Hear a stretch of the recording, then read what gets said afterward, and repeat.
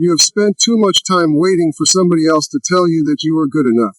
Too many of us sit around waiting on claps, waiting on somebody to say, "I'm proud of you," waiting on recognition. But here's the truth: the world is too busy to clap for you every time you do something. People have their own problems, their own dreams, their own struggles, and if you keep depending on them to confirm who you are, you will never find peace. At some point in your life, you've got to look in the mirror and say, "I am enough." You've got to decide that your worth is not tied to how many likes you get, how many people cheer for you, or how many people even notice you. When you know your value, you walk differently, you talk differently, and you live differently. The problem is, when you don't validate yourself, you start lowering your standards. You start accepting treatment you don't deserve. You let people walk over you because you're hungry for their approval. But let me tell you something. When you stop begging people to see you, when you stop lowering yourself to be accepted, that's the day you truly rise. Everybody can't see your value because it was never given to them to see. Some people are blind to your greatness. But that doesn't mean your greatness doesn't exist. It means you need to stop expecting blind folks to appreciate what they can't even see. Think about it. If a person doesn't know the value of gold, they'll treat it like a rock. But that doesn't make gold less valuable. It just means that person is not qualified to handle it. That's the same with you. You are rare, you are valuable, but as long as you keep putting your worth in the hands of people who don't know how to handle it, you'll keep being disappointed. The moment you realize you are gold, you'll stop arguing with people who treat you like dust. You won't waste time begging for attention, because you'll understand that you were never meant to be ordinary. You are extraordinary, and extraordinary people don't beg for acceptance. They live in their truth, and when you start validating yourself, something powerful happens. You stop being desperate. Desperation makes you chase the wrong people, the wrong jobs, the wrong opportunities. Desperation makes you stay where you're not respected. But when you know your worth, you stop chasing and start attracting. Because people are drawn to confidence, not insecurity. People want to be around somebody who knows who they are, somebody who walks into the room with presence, not somebody who's begging to be noticed. You become magnetic when you believe in yourself. You don't have to sell yourself cheap because you already know the value of what you bring to the table. Now, don't get me wrong, this isn't about arrogance. Arrogance is when you think you're better than everybody else. Confidence is when you know you don't have to compare yourself to anybody. Confidence says, "I'm not in competition with you, because what God has for me is mine." And when you walk like that, when you carry yourself like that, people can't help but respect you. Even if they don't like you, they'll recognize that you're not somebody to play with. That's the power of validating yourself. Let me make this clear. You are not what people called you in the past. You are not the mistakes you made. You are not the times you fell short. You are not the names people used to label you. You are not your failures. You are not your rejections.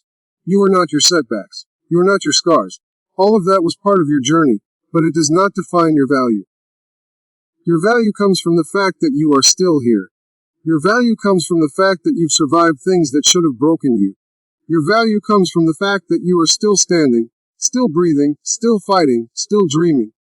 Don't let anybody convince you that you're less than what God created you to be. Start talking to yourself different. Stop saying, "I can't." Stop saying, "I don't deserve it." Replace that with, "I am capable. I am worthy. I am deserving. I am strong. I am valuable." Because the way you talk to yourself determines the way you carry yourself. And the way you carry yourself determines the way the world treats you. If you don't respect yourself, people won't respect you either. But when you respect yourself, when you honor yourself, when you treat yourself with value, you send a message to the world: this is the standard. This is how I expect to be treated. And those who can't meet that standard will fall away, but those who can will rise to meet you. And understand this, you will lose some people when you start validating yourself. Some folks liked you better when you were insecure, because your insecurity made it easy for them to control you. Some folks liked you better when you were desperate, because your desperation made it easy for them to use you. Some folks liked you better when you didn't know your worth, because it allowed them to treat you any kind of way. But when you finally decide, "I know who I am," don't be surprised when some people leave. That's not loss. That's freedom. That's God removing what doesn't deserve you so He can make room for what does. So, stop waiting for the world to clap. Stop waiting for somebody else to see you. Stop waiting for people to validate you. It's time you start validating yourself. Because the truth is, until you do, nothing else will ever feel like enough. Not the money, not the likes, not the applause, not the compliments. None of that will ever fill the void until you believe in you. The world will only treat you at the level you treat yourself. So raise your standard. Walk in confidence. Speak in faith. Move with authority. And remind yourself every day I'm enough. I am valuable. I am worth it.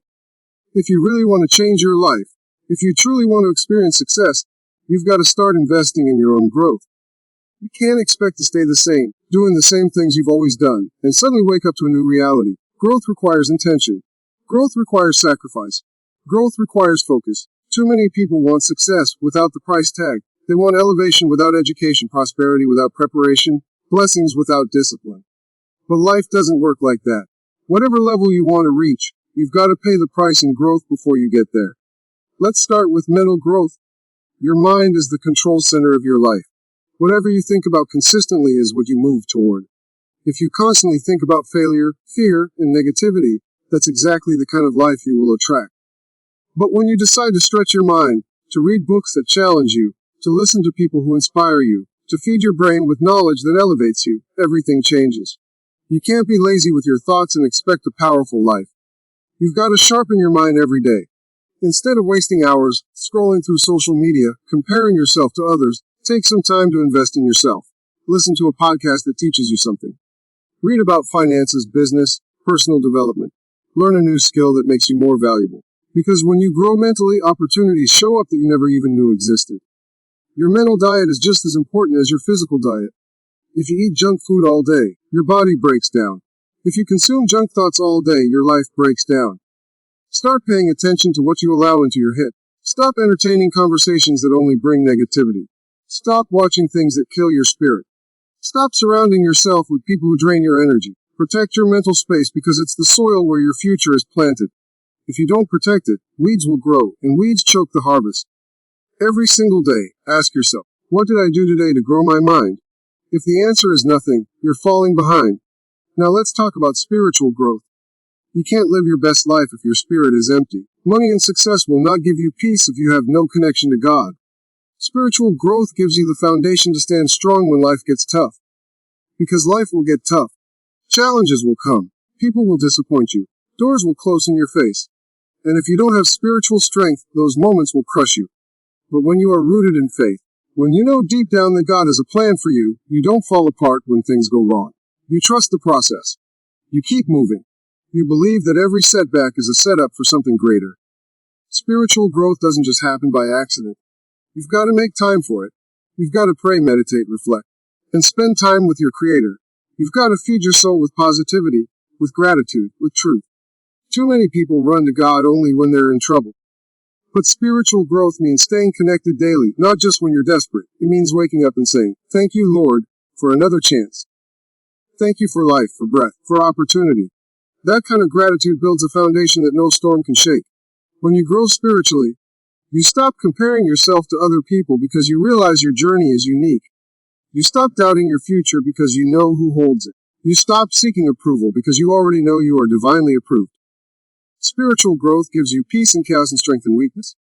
And when you live like that, you move through life with confidence and calmness that no amount of money can buy. And then there's financial growth. Too many people for abundance but never prepare for it. You say you want wealth, but you can't even manage the little you have right now. Financial growth requires discipline. You've got to stop spending every dollar you get. You've got to stop trying to impress people who don't even care about you. You've got to stop living for likes and start living for legacy.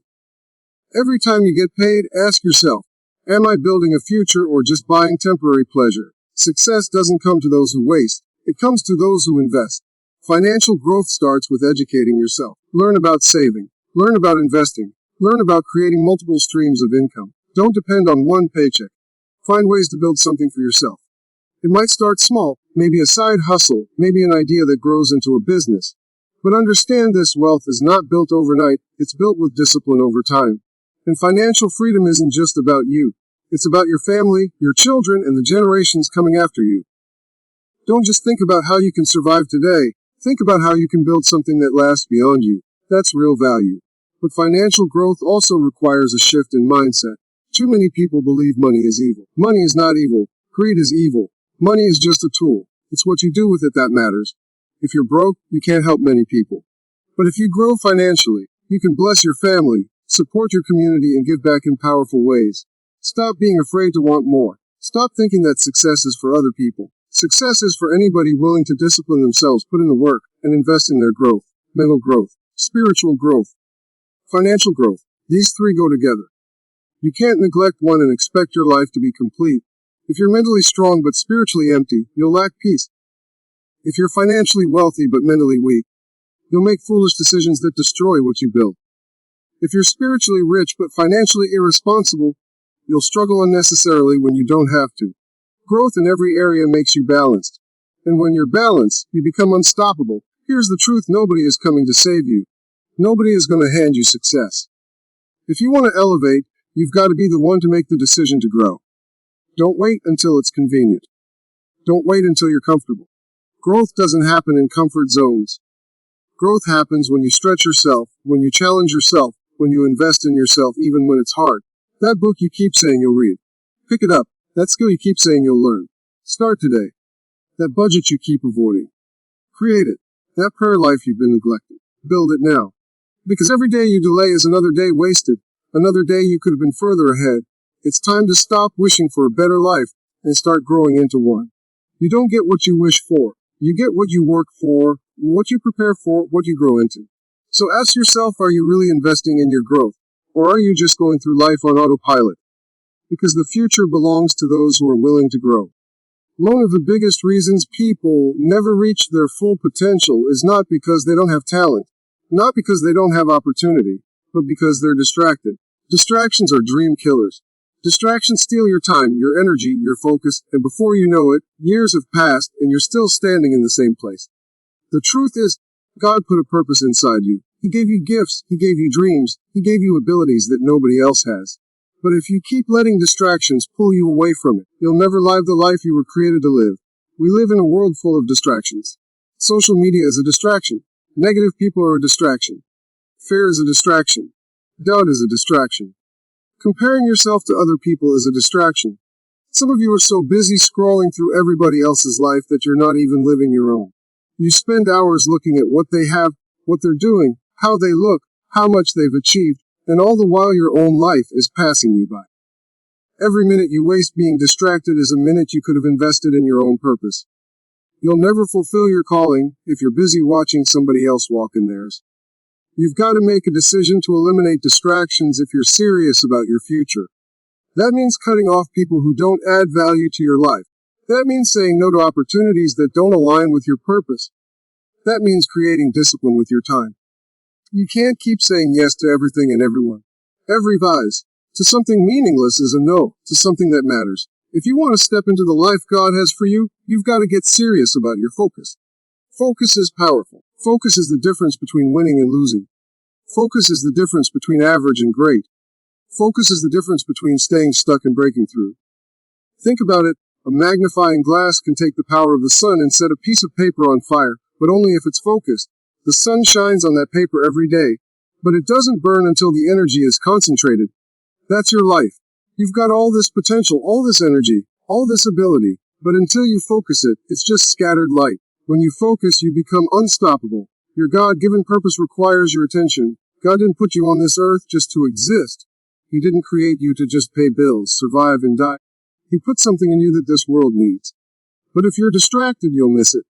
Some of you are chasing jobs you don't even like, relationships that don't even honor you, habits that don't even serve you, all because you're distracted from the real calling on your life. You've got to slow down and ask yourself, what did God put me here to do? What's the thing that keeps tugging at my heart? What's the gift that comes naturally to me? What's the dream that won't go away? That's your purpose. That's the assignment God gave you. And when you align your life with that purpose, you find fulfillment that nothing else can give you. But here's the thing. Your purpose won't compete with your distractions. God isn't going to scream over your noise. He's not going to force you to focus. He's not going to drag you into your destiny. He gave you free will. And that means you've got to choose. You've got to choose to turn off the noise. You've got to choose to stop entertaining foolishness. You've got to choose to stop giving your time to things and people that don't move you forward. Purpose requires sacrifice. You might have to lose some friends. You might have to spend less time hanging out. You might have to miss a few parties. You might have to spend more nights alone working on your craft while everybody else is out having fun. That's the cost of focus. Distractions are not always bad things.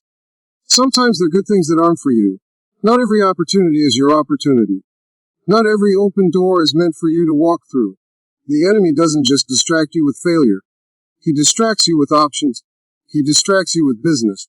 He distracts you with people who look good but aren't good for your destiny. That's why you need discernment. That's why you need focus. Because without it, you'll be running around in circles, busy but not productive, moving but not progressing. Focus also requires discipline with your thoughts. Some of you are not distracted by the world. You spend more time replaying your past, worrying about the future, or doubting yourself than you do working on your purpose. Every time you let fear and doubt dominate your mind, you lose focus. You've got to train yourself to stay locked in on the vision God gave you. When distractions come, and they will, you've got to remind yourself, this is not what I'm here for. I've got something bigger to do. I've got a calling to fulfill. I've got a destiny to reach. And understand this, the bigger your purpose, the bigger the distractions. The closer you get to your breakthrough, the louder the noise will get. That's how you know you're on the right track. If everything is trying to pull your attention, if people suddenly start coming at you, if opportunities show up left and right, it's because the enemy knows you're about to step into something great. Don't fall for it. Don't let yourself be pulled off track when you're so close to the finish line. Keep your eyes on the prize. You've got to learn how to prioritize your life.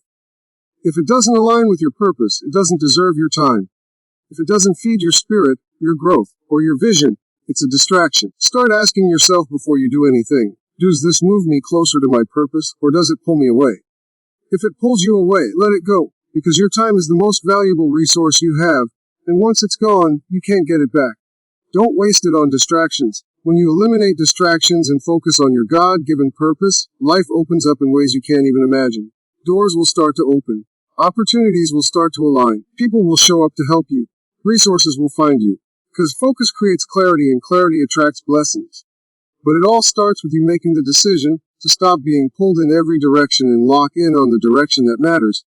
You were not created to live distracted. You were created to live with purpose, with clarity, with impact. Your gift, your dream, your calling, it's waiting for you to give it your full attention. The world doesn't need another copy of somebody else's life. The world needs you to be who God made you to be. But you'll never become that if you keep chasing distractions. It's time to cut the noise, fix your eyes on the goal, and run your race with focus.